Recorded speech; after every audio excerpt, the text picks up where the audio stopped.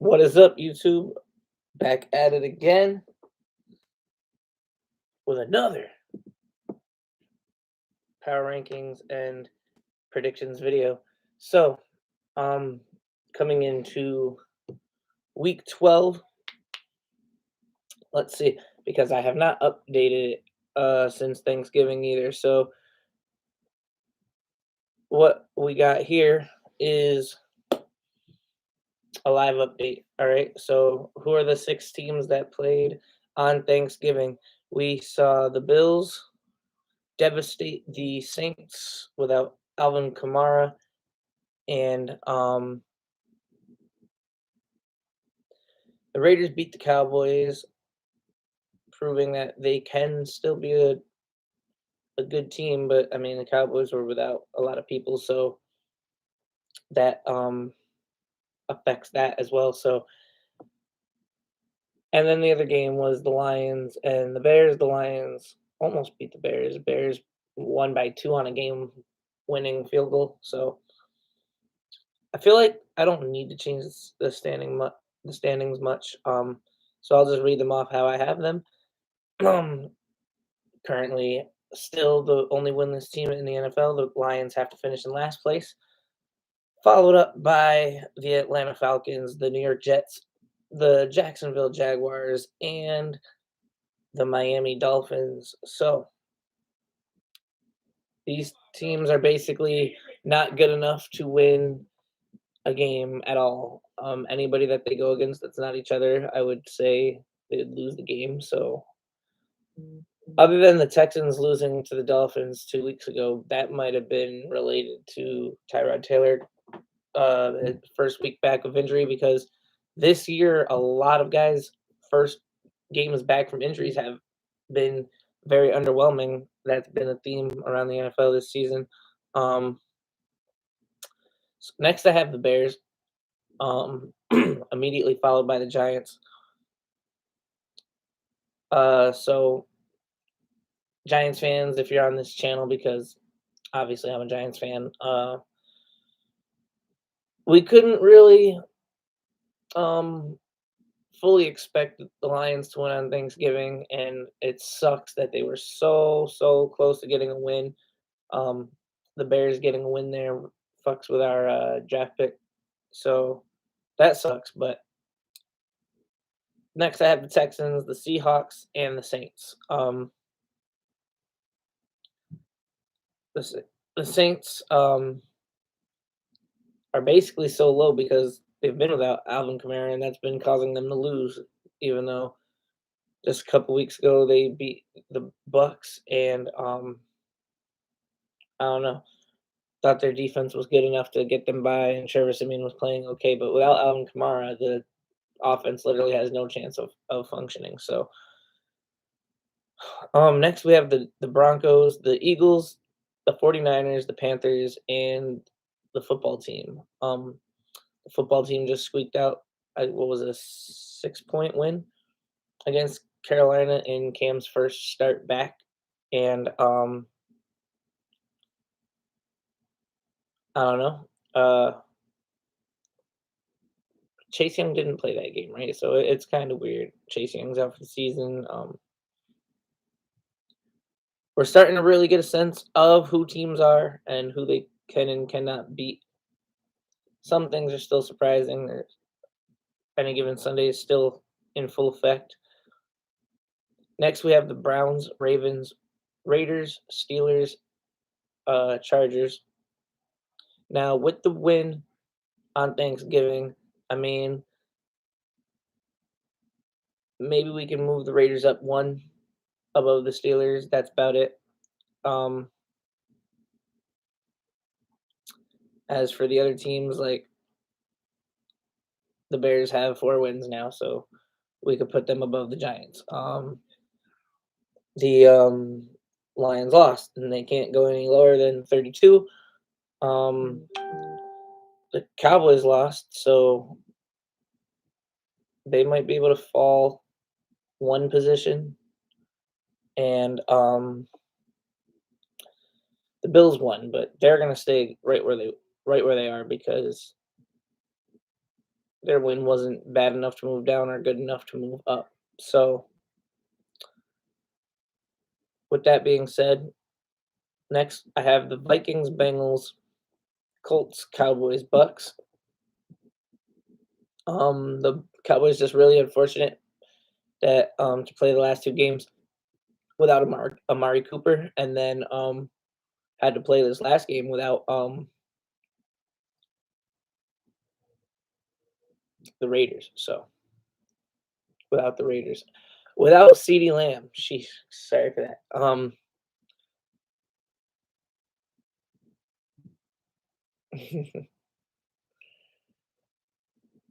We shall see. I fully don't expect the Giants to win. Um, but who knows? The Eagles are literally like a one-man team. Jalen Hurts is just a Michael Vick, Cam Newton, Lamar Jackson type quarterback. So I really don't know why it's taken the league so long to slow you guys down, but I don't know. It's a weird, very weird situation. Next, we got the Chiefs, Bills, Titans, Packers, Rams, and on top um of each division, I have the Patriots and the Cardinals. The Cardinals are sitting on top because the Rams haven't proved to have increased yet that much with the additions of Von Miller and Odell. They lost Robert Woods for the season. Um, and the Patriots, they're on fire. So if the Patriots can beat the Titans this weekend, which now that they lost AJ Brown, I basically have it as a lock. Um, the Patriots are the team to beat. They're on fire. Their team has been gelling. Their defense has been playing off the hook. Um, so when I first put this power ranking into play, I was saying that this could totally be a Cardinals Patriots Super Bowl this year. Then I remembered the Titans are supposed to have Derrick Henry in the playoffs. So I think that the Super Bowl very well could be Cardinals Titans, and just maybe it could be Rams Titans. Maybe the Packers get to the big game, maybe the Bills get to the big game, and of course, the Bucks, they can make it once they're fully healthy. They are the defending Super Bowl champs with basically their full entire team. They are the only team in the entire NFL that kept all 22 of their starters, and that's saying so much when you won the Super Bowl. So, um, and if I didn't already say it, the Chiefs can always bounce back to form. They played in back-to-back Super Bowls. So can't ever count out Mahomes. And that's it for the power rankings. So let's get right into the predictions for this week. So Eagles at Giants. We'll go with the Eagles, and I truly believe we're going to lose unless the firing of Jason Garrett can turn the team around. If I remember correctly, the last time Freddie Kitchens was the offensive coordinator, we won the game. I'm pretty sure. So it's home. It's Michael Strahan Day and a bunch of other stuff. So maybe the Giants can win. Um, a loss officially, I believe, would eliminate us from the playoffs this year. So maybe they're playing for something. I don't know. Go Giants. The Falcons versus the Jags. I have been up and down on this game like for weeks because the Jags and the Falcons both beat the Dolphins. The Jags are home, and the Jags seem to be the hotter team right now, but the Falcons still have the better record, and they're getting Cordero Patterson back. They're not going to be getting It's not Godwin. Godwin plays for the Bucks. Calvin Ridley. They're not going to be getting Calvin Ridley back. I don't believe. I haven't heard anything about that. So, um, yes, I don't know. I like the Falcons to win, but only like a 17-16 game. Like this game is literally a coin toss between two teams that are probably done for the season. So even though the Falcons do have a chance, speaking of done for the season, the Jets versus the Texans this week. The Jets get Zach Wilson back, and I don't know if that's a good thing or a bad thing. Because the man Mike White. I don't know. Is Mike White hurt? I don't know why he's not playing, but obviously you got to use Zach Wilson. He drafted him second overall. But the Texans, as I was saying earlier, players have been playing really bad when they come back from injury this season. So maybe Tyrod's game against the Dolphins was a fluke because they straight whooped the Titans last week. So Texans are home. No reason why you wouldn't like them against the Jets because the Jets can suck. All right. Next game is Titans at Patriots. Like I said, Patriots should definitely win this game. AJ Brown is not playing. And in my eyes, these are the first and second best teams in the AFC. So Patriots are for now going to establish a first place AFC powerhouse. And after losing to the Bucks earlier this season, Belichick's got to feel like the man because the Bucks are certainly not the best team in the NFC as of right now. So I know if the NFL rigging works properly, we'll see a Tom Brady, Bill Belichick Super Bowl, and I don't know. So with that being said, next is Steelers at Bengals.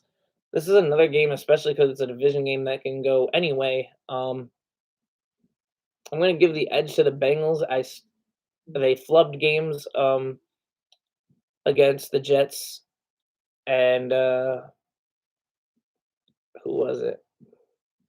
I don't remember right now. And they also lost early in the season to the Bears, which definitely shouldn't have happened. They only lost by like 3, and Joe Burrow threw 2 interceptions. It was terrible. They should have definitely beat the Bears, which sucks because I'm rooting for the Bengals right now, and obviously as Giants fan, we needed the Bears to lose. The Bears have now won 2 games that they should have lost, so it sucks because we would have had like the 3rd overall pick if that was the case. So, um, the Colts host the Bucks, and as much as I think Jonathan Taylor is still going to be a monster, the Bucks probably have enough to win the game. If the Colts beat the Bucks, that'll be monumental for their playoff run, and it'll be monumental on the other side as Brady will have lost 3 of 4 games. So Cam Newton against Tua Tagovailoa or Jacoby Brissett. I'm not sure who's starting the game, but if Cam doesn't get shocked by the Dolphins defense the way Lamar Jackson did, the Panthers should be able to secure this victory. The Dolphins are not good at all, even though, like I said, they were able to wash the Dolphins the other week, so and the Texans, but that's just the Texans. The next game we got is the Chargers at the Broncos, and these are 2 teams that seem to be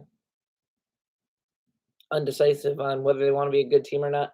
The Chargers are the clear favorite here when it comes to overall team, but the Broncos are they a 500 team?